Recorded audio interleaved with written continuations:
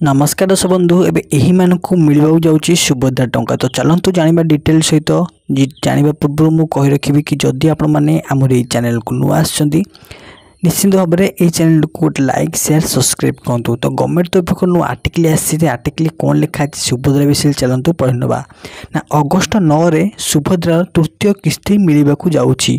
तो यही किस्ती मिल केबे ना देखो लिखा है कि आसंता राखी पूर्णिमा राज्यर कोटी रु अधिक महिला खाता को आसब सुभद्रा योजनार तृतीय किस्ती टंका। पूर्व द्वितीय किस्ती 10,000 टंका मिल सारी अगस्ट 9 रे तृतीय किस्ती टंका आसिले मोट 15,000 टंका खाता को आसो बोली राज्य सरकार निजे कहते। ताद्वारा माने अयोग्य हिताधिकारी आवेदन कले ना सरकार काटिदेवे। द्वितीय किस्ती टंका मार्च 8 रे समस्त को मिलवा जाइछि। तो यही सुभद्रा किस्ती जो मानकु मिली नहीं जो माँ मानकु मिली नहीं से माने तुरंत सेकेंड अप्लाई मध्य करि पारिबे।